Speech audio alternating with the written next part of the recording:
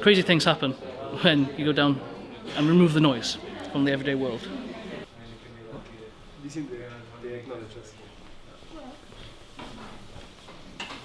I think the best way to explain what is quantum is to think what is normal.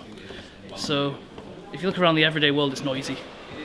So you have people walking around, it's very noisy, they have acoustic noise. You have heat. Things at different temperatures, there's lots of heat in the world. It's a good thing, otherwise we'd be frozen. And that's a noise.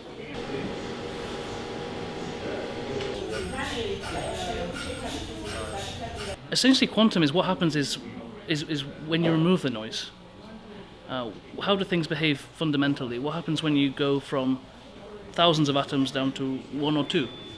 What happens when you go from being at very high temperatures to being at very low temperatures? And what seems to happen is that the way things work completely changes.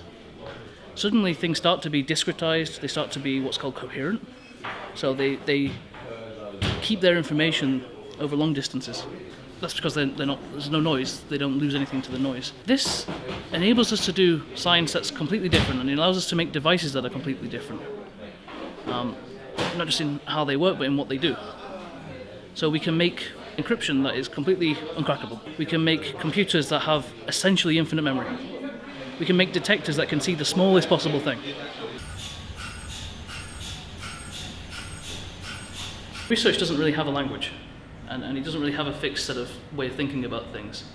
And we really need people who have different ideas, come from different backgrounds, that bring different perspectives, and different ways of working, different ways of interpreting things. And then we can all hopefully find a consensus or find a new way of doing something.